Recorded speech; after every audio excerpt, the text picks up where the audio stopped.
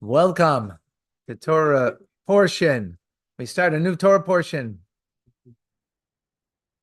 Parshas Metzorah. It's actually a continuation from last week. Continuation.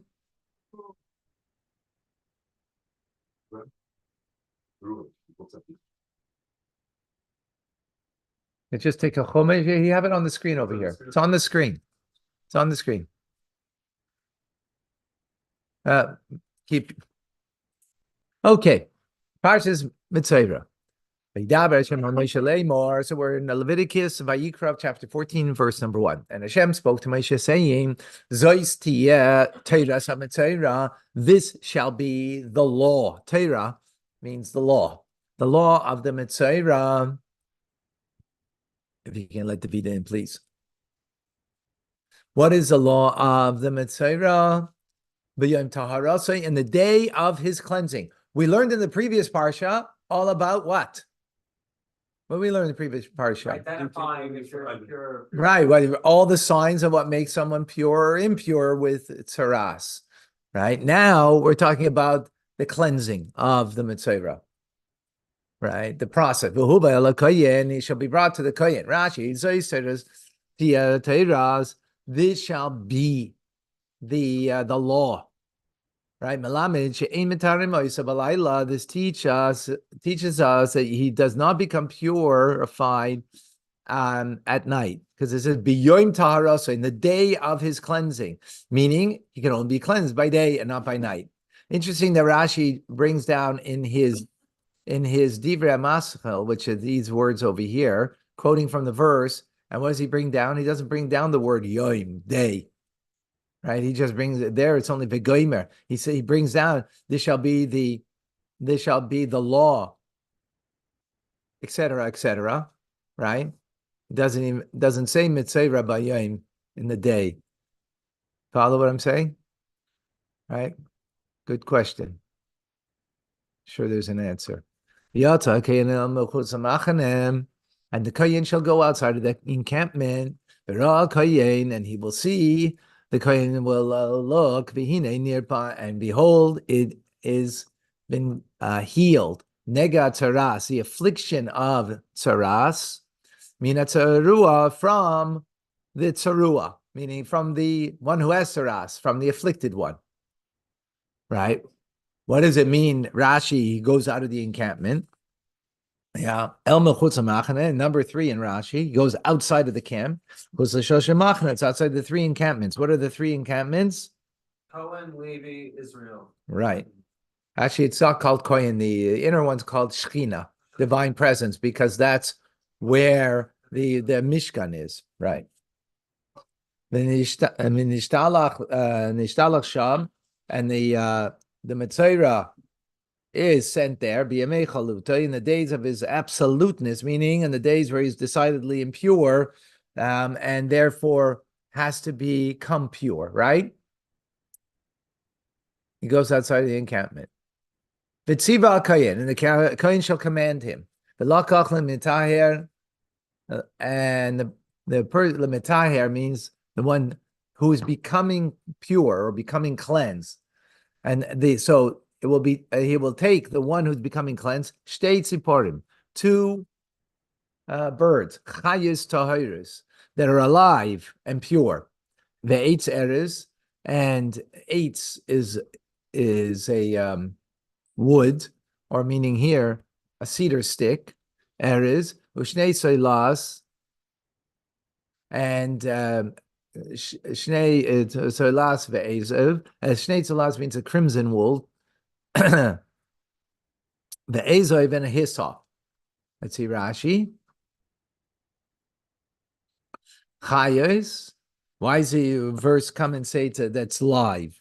Well, obviously, they're taking a live chicken, because it's, the verse is going to tell us. 1 second. The next verse is going to tell us that we have to slaughter it. So obviously, you're slaughtering a live animal. So why is it saying live? Prat l'treifas, to exclude that which is treif. Treif means an animal that will not live out the year because it's not healthy. Okay. It's not healthy. Tahir pure, prat life tame. This excludes an impure fowl, meaning a fowl non-kosher species. Since afflictions of tzaraz, boim, lashon hara are coming because of lashon hara, malicious talk. That's an act of verbal tweeting. This is where Twitter started, right here. Twitter is the ultimate in lashon hara. So the ultimate lashon hara is Twitter. Huh? It's not called Twitter. Because he got wind of what we're learning here. So he X'd it out. He got X'd out. Right? So it is verbal twittering of the birds. So therefore was required for the one who is got taras for their purification. Birds are constantly twittering with the chirping of sound, right? That's what they do. Beep, beep, beep. Always talking, always yenting, always got something to say. Huh?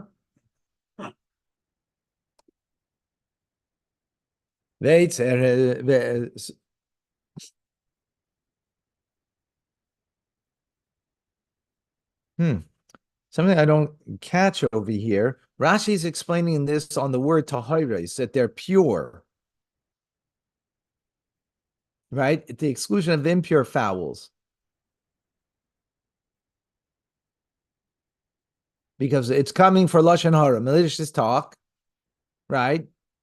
Verbal twittering. So therefore you need a pure bird.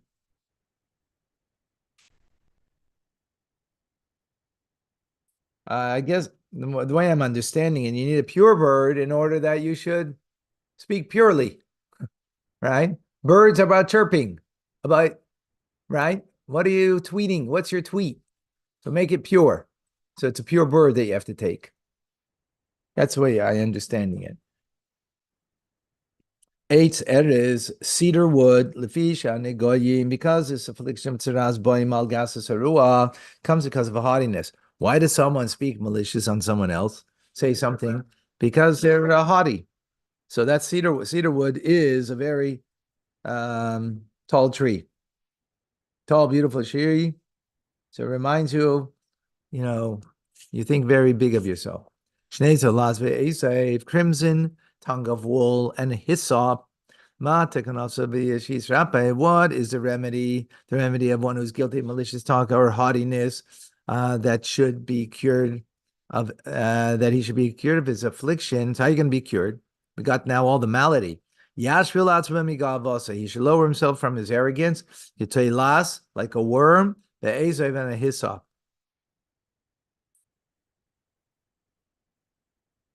So that's why you're bringing tailas, right? And that is its remedy. Eitz erez, cedar wood, makil shel eretz. It's a stick of cedar. Shnei seilas, a crimson wool, loshin shel tzemer. It's a tongue of wool, tzavua zohairis, dyed crimson.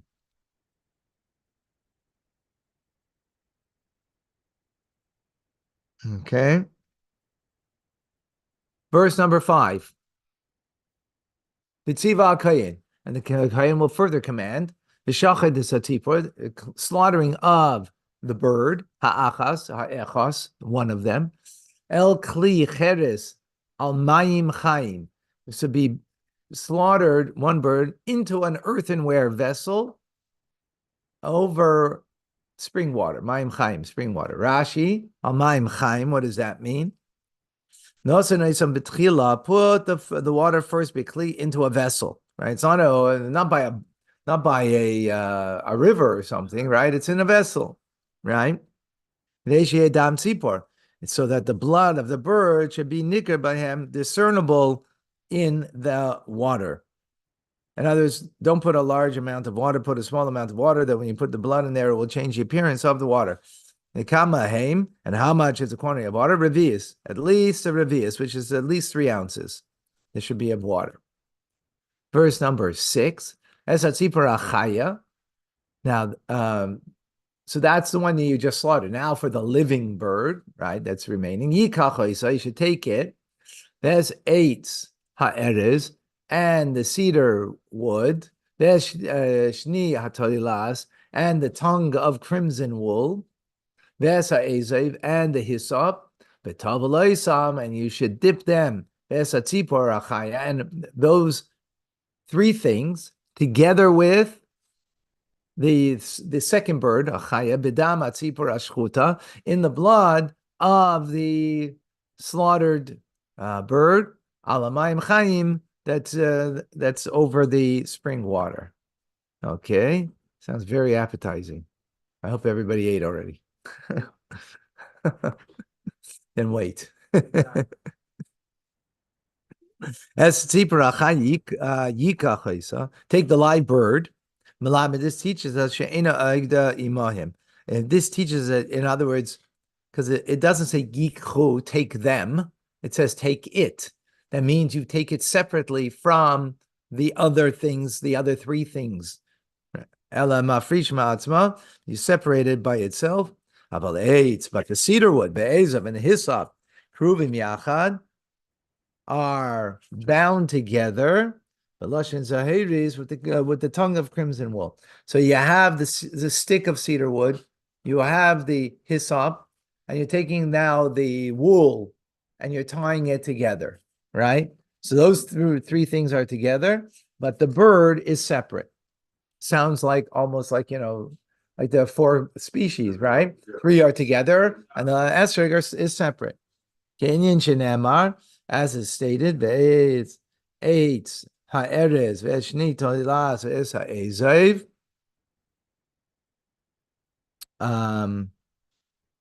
Kicha achas leishtam, because that's what it says in the verse, that those three things come together, implying that they're taking in one gathering. Yochel, I might think, just as the bird is not included in joining with the cedar wood and crimson strip in the hyssop, that it shouldn't be involved in the dipping into the water. Talmud loymar, but the verse says otherwise. That you shall dip them and the live bird, right, into the blood that's in the pail of water. So the verse now reinstates the bird, the chal tefillah, in the category of dipping. Okay. Verse number 7. And then what do you do with this? Now you sprinkle on the one who's coming to become purified, right? The Metzorah. Min tzaras. It's coming to be purified from tzaras. Sheva pamim, 7 times. V'tiharay, and that will cleanse him. The shilach zatzipor achaya al pnei asad. And you send away the one that was live, right? Send away that bird on the open field. V'chibes hamitayar, verse number 8. And now the one who is becoming purified has to wash his begad of his clothes. The gilach is kol se'aray, and he has to now shave all of his hair. V'rachas b'mayim, and he has to go into the mikvah, right? Immerse in the water, meaning the mikvah, tahir, and then he becomes pure. V'achar, and afterwards, yovay, and then he can come back. Because remember, this is outside of 3 encampments. Now he can come back into the encampment, but he has to remain outside of his tent 7 days. So he's in the encampment, but not back to his home yet. So this would have to be like a natural source mikvah in terms of like not like a built mikvah, because why would there be a built mikvah outside the camp? Do they even have built mikvahs back? I suppose I'm going off topic, but so, huh? Hold on, just a second. Hold on 1 second, just again. Hi, Nino. I'm here. If he's coming, you coming? Oh no, go around the side. It's not locked. You're inside the building?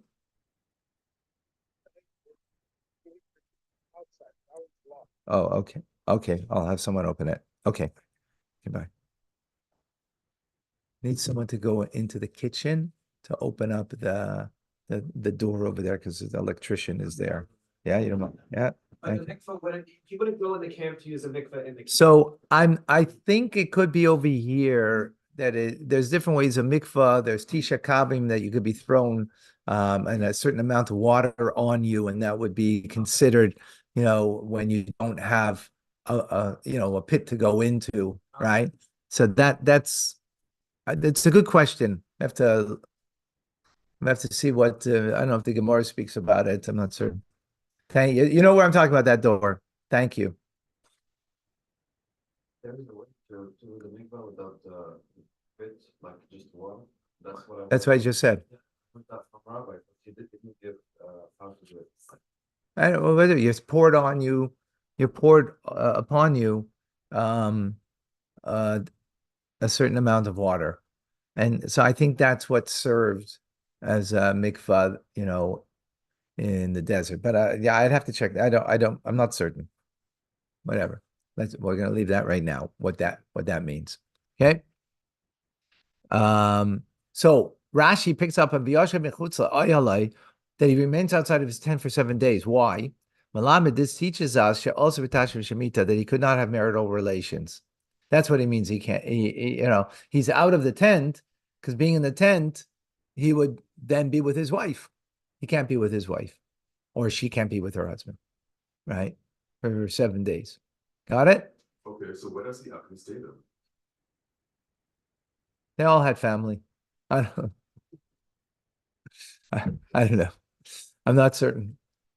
I don't know if that's relevant. That's not relevant. He's back in the camp, but he's not allowed. Okay, but that's not relevant to the law. That's not relevant to the law, right? The law means he can't have relations with his wife, right? That's what those words are coming to teach us, right? What did he do? Okay, whatever. As they say in French, and you understand my French, maybe not because it's old, very old French. Ayid gibt sich hanetza. A Jew finds a way. Okay.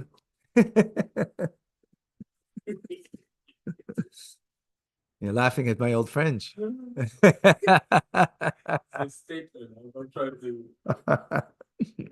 All right. Next verse number 9. Yeah, we're all good. Following? All aboard? Okay. Yeah. Bahaya, and it shall come to pass. Be on the 7th day. Yigalachis calls Sa'arai. He then shaves off all his hair. As Reishai, his hair on his head, Vizikanai, and on his beard, Vesgabais Einav, and his eyebrows. His eyebrows, even. Thank you. Veskol Sa'ara Yigaleya, all of his hair. He shaves v'chibes his bigadav, and he will immerse his garments v'rachatz his besara, and he will wash his skin, his flesh, b'mayim in water, b'toyer, and then he becomes cleansed. Right? This is on the 7th day. Rashi. I don't know if you noticed over here, but we say every morning in the 13 principles of Rabbi Shmuel, right before the first Kaddish, right? So one of the things we say is called the klal prata klal. We should make a general statement, specific, general. Let's look at the verse for a second. First, it says he will shave all of his hair. Is that a specific or general statement? General. But then he says your hair, your beard, your eyebrows, right? What's that? That's specific. But then it goes back and says, Kol sa'ara yigaleh, all of his hair he shall cut. What's that? General. This is okay. Let's see Rashi now. Got it? Yeah. This verse is a broad statement, all-inclusive statement, and then a statement of particulars, and then goes back for a second broad statement. To include any place, a collection of hair, any place in the body that has dense covering of hair, and benira, which is visible. In other words, only that which is visible, that's what you have to, right? Well, how do you know that? Because first it says all your hair. So does all your hair mean all hair? Well, no, then we have the details. What are the details? Hair, beard, and eyebrows. What are those? All visible. So what does it mean, all hair? Any visible hair. Under your armpit, no, it's not visible. All your visible hair. Right? not naturally visible. So we'd have to shave certain parts that are otherwise you're forbidden to shave, right? Like the corners, the beard, Yeah, and with a blade, like the way it's forbidden, yeah, yes. like otherwise. It's forbidden. And look how bad that is, right? Lashon hara. Look what you have to do because of it, right? Yeah. Okay. Yeah. Yep. Okay, verse number 10. That was on the 7th day, right? Now on the 8th day, Yikach shnei kvasim. You should take 2 kvasim, 2 sheep, lambs, tmimim that are pure. The kivsa achas, and one lamb, bas shnasa tmima, that's a year old, that is pure. Ushleisha esrim seilis mincha, and you should take shleisha esrim seilis mincha, belula b'shem of leig echad shaman. And then you take 3/10 of an ephah of fine flour, you mix it with olive oil, right? And what do you have there? You have a mincha, a meal offering, right? And 1 loig of shemen, and 1 loig of olive oil. Okay, let's see Rashi. Kivsa achas, what is that? Rashi says, l'chatas, that's for a sin offering.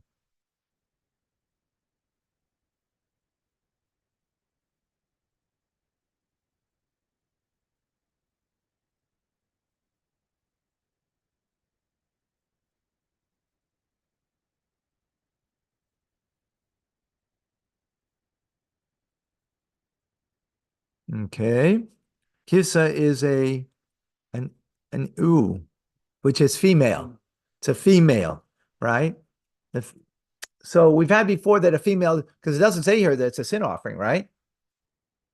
It just says to bring it. But we've already had previously that the female is what you bring as a sin offering, and afterwards we're going to see that there will be declared clearly about a noila. So therefore, by ipso facto, that this means a sin offering. Shloisha esrim, 3/10 ephah. The niskei shloisha kvasim halalu, for the poured offerings of these 3 lambs. This is a sin offering and the guilt offering for the Metzorah. To owning the sachim, they need the sachim, which means libations, poured offerings. Beloy gechat shemen, lahazos alav sheva, to sprinkle upon him 7 times. Now, that's separate.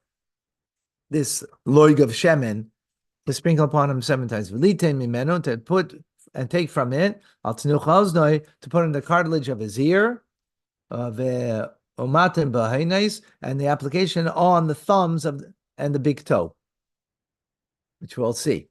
Okay, just telling us what's coming up. Okay, the hemid hakayin, and he will make stand the kayin hamitayr, the one who's coming to purify, the one who's being purified. Es haish, this person hamitayr, the person who is coming to be cleansed. The isam and them, these things, lifnei Hashem, before Hashem, Pesach Oyel Moed, at the entrance of the Oyel Moed. Rashi in 11. Okay? Lifnei Hashem, before Hashem. What does it mean before Hashem? What does it mean? Because before Hashem, we have that term often, but usually it would mean before the sanctuary, right? But they can't come there. Right? They haven't finished their process yet, so they can't come there. So Rashi says, Bishar Nicanor. It's the gate of Nicanor. But not in the courtyard itself. Because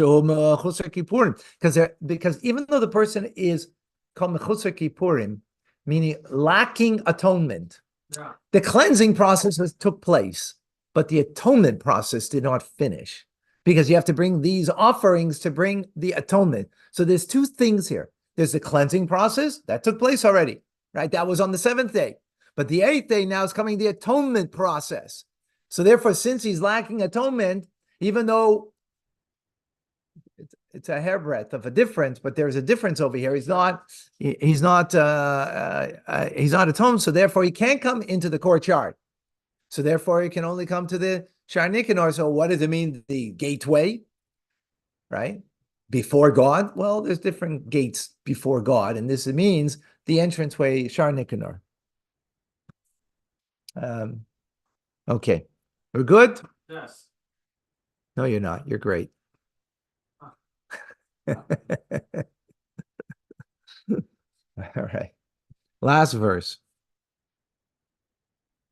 The Kayin will take as kevis echad one. Now kevis, not kivsa. Kivsa is female. And are you, right? That's with a hey at the end. This is kevis is male, right? So we take from the kevis echad one male lamb the ikri v'yisei la'asham, and here he spells it out what it is. He's offering it as an asham, a guilt offering. This loig ashamin, and the loig, that's an amount of olive oil, the heini faisam, and he will wave them to nufa lifnei Hashem, a waving before God. Right? So that's how Rashi knows that the previous one, female, was a sin offering, because this is the guilt offering. Right? Because in the previous verse, it didn't say a sin offering. Just say to bring it. Okay? We're good? Yes. Okay. Okay, great. Good. That's great that you're catching on. I hope you're catching on to the Chumash and Rashi just the same. And he should bring it as a guilt offering. Yakri venu, he shall bring it near the Seicha Zara into the courtyard. L'shem asham, for the sake of being offered as a guilt offering. So now he can bring it in. Yeah, that's why I'm not clear on that. 1 second.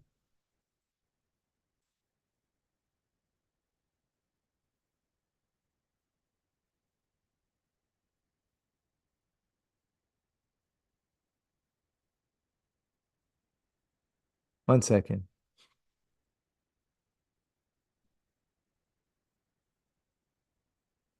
Yeah, but who's bringing it? Read the verse. The Kayan is bringing it, right? So that from there we see clearly that he can't do it. Yeah, He has to bring it. yeah.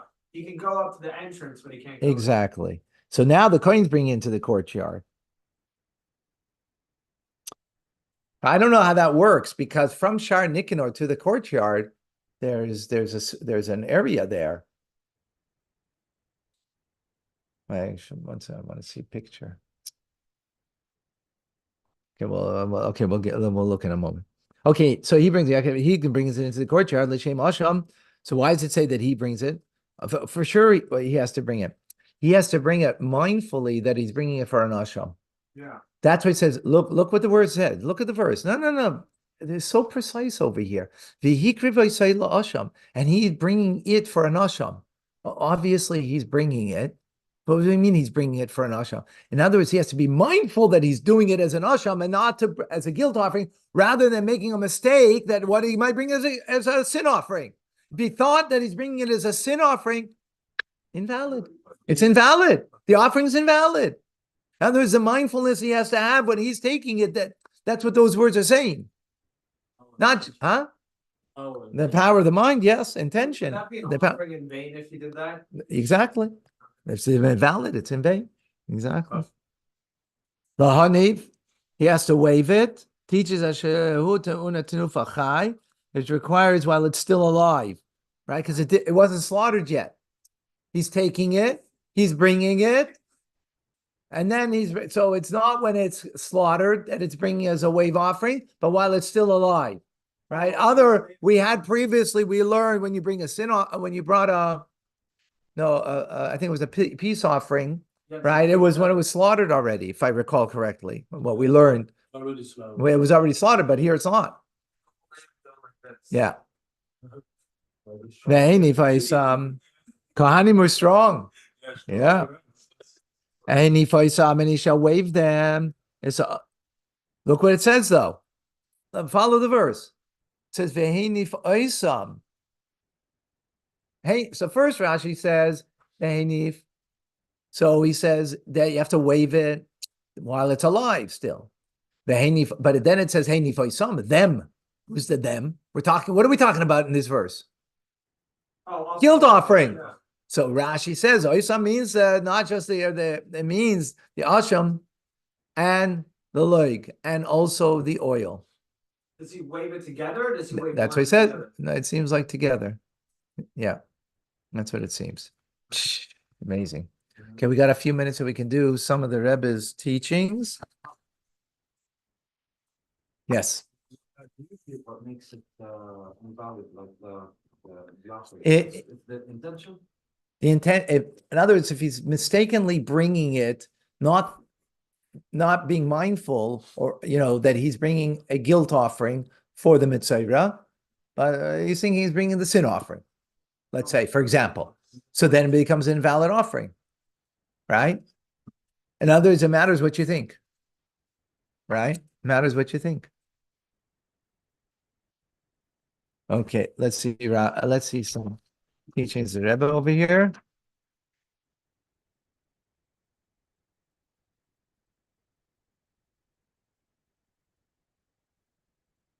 Okay, this is a famous Sikha.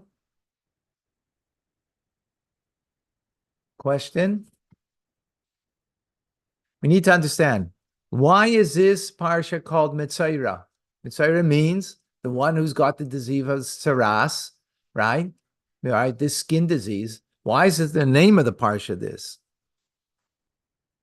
When you look at the content of the parsha, it doesn't speak about the laws of becoming impure. On the contrary, it speaks about how to become purified from it, how you become healed from it. So you're emphasizing the problem rather than the solution. The parsha is not speaking about the problem; it's speaking about the solution. So why you call the parsha in the name of the problem rather than the name of the solution? Question clear? Yeah, Nachum Hillel. Question's clear. Aryeh. Okay. So the Rambam, Maimonides, in speaking about the laws of Tsaras, he says that it is a sign and a wonderment in the Jewish people to forewarn them about Lashon Hara, about speaking ill about another. That Lashon Hara actually changes your skin, right? And you get this leprosy. And you have to be separated from everybody. Right. And people are aware of that. And what has to come out of this? That you're not going to be speaking words, ill words, latzonis, foolishness, and so on. Lashon hara. So from Rambam's words, it comes out that tsaras is not only coming as a punishment for the person, but there's something positive over here. To accustom the individual to hold themselves back, to bite their tongue from speaking ill, the way of ill people, right? And speaking Lashon Hara.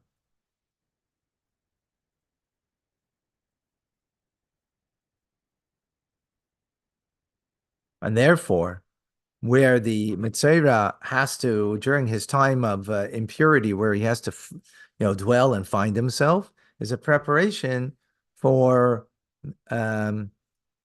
beautifying himself and making himself into a better spiritual place.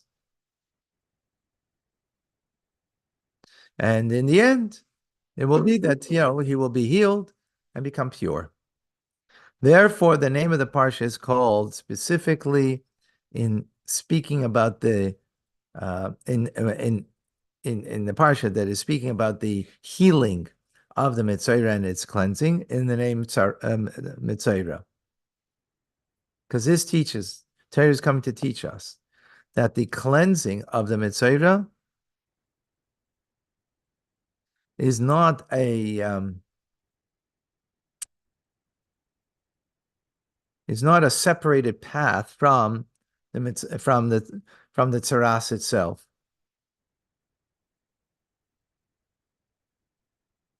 But this continues the path, the straight path that the Metzorah started on his own.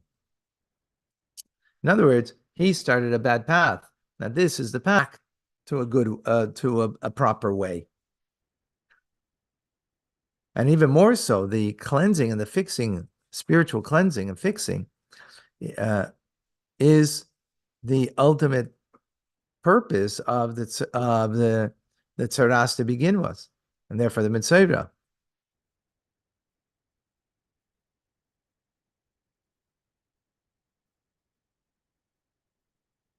In other words, the impurity and the laws of impurity that was speaking in the previous parsha are an aspect of a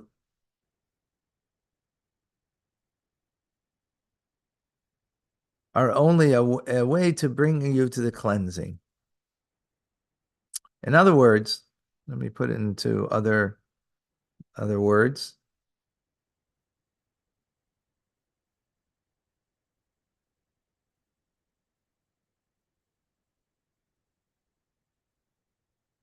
It's not merely a punishment for what a person did. The path that the person took now needs a direct path and a consequence of, the consequence is therefore that this is the way to bring back to the healing. So the Metzorah is in itself the bad choice of speaking Lashon Hara, but also now in it, the healing, the path of healing that will come directly as a result of it, because that is its purpose. The purpose is that there should be healing.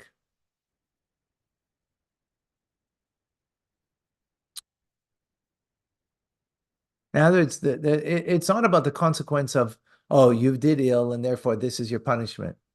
So then our parsha is not speaking about the punishment. In other words, normally, how do you normally look at something? You did something wrong, and this is your punishment. No, that's not what it means. You did something wrong, and this is your path of healing. That's the point. Now, that path of healing may have something punishing in it that you have to separate yourself, right, from the community. You have lesions, affliction, and so on, right? But the point is not the punishment. The point is the path back for healing. You created a path one way. This is the path coming back. So it's about coming back. So the Metzorah, who created the first path, is now that's God giving another path to come back. And another sikha, I think it says that, explaining that ultimately the sin brings you down, but the whole reason to bring you down is to bring you up to a higher place than you were even previously. Right? That's the cleansing process. That's what tshuva is. And that's what we're learning in Rambam. Right? It's about bringing back to the cleansing. The whole point of any failing is only that you come to a greater heights as a result of it, a greater ascent. Right? That's the whole point. So we call it Metzorah, who embodies the path that he chose, but that choice now brings to a path back of healing that is the real consequence. So you might think that the consequence is, oh, that's the punishment. No, the consequence is the return. That's the real consequence. Very abstract and very refined, but unbelievable idea, right? On how to look at anything that we do wrong, right? We usually punish ourselves for the wrong that we do. We're very often difficult. Either we rationalize it away and we're okay. Other times or other people, they're hard on themselves, right? they're hard on themselves. So here it's the whole point is not to be punishing on yourself. That when the Metzorah created a path. What was the path? What did it create? Spoke Lashon Hara. That created a path of negativity, right? That means outside of the encampment, you've got this disease now. But in that Metzorah is not in order that you should have the punishment, that you should have it. No, it's about now the path back. So that creates a path back, right? This is the whole process on that path back. So embodied in is the ultimate purpose is in order to come back, and this is the path on how you're gonna. So the healing is the path back. That was what was created through, right? What the Metzorah did. So in other words, so when you did something wrong, instead of dwelling on, oh, how terrible I am, you see that now what I did created a path back of healing. And here he doesn't say in this sikh, but there's another place, I don't know if it's got to do with the Metzorah or not. I mean, there's a sikha, I just don't recall where, that the plan B is greater than the plan A. Plan A is you didn't speak Lashon Hara, right? You did everything right. Plan B is you did speak Lashon Hara, but plan B is greater than plan A. Why? Because from that downfall, from the yerida, from the downfall, you come to a greater ascent. You come to a greater place than you were before. And that's what plan B gives you. Here he's not bringing that out over here, but there is that notion. That's powerful. But then, Rabbi, that's the reason for one to sin, with the intention of educating oneself. So our sages said about that if someone that if someone will say, I'll sin because I always know I can have plan B on the way back home, right? Then God's not going to give you the opportunity to do the tshuva. Never know if you're gonna come back. Yeah, that's also true. But in your mind, you're saying this, that you will come back, right? So comes Chazal and say, right? So the Alter Rebbe Tanya explains that it doesn't mean that you can't do tshuva, but your likelihood of doing tshuva is not so great. It's going to be very difficult because the only reason you did the sin is because you thought you were dependent on your tshuva. So that therefore, it's very unlikely, and it's going to be very difficult for a person to own it and to do proper tshuva. But you could.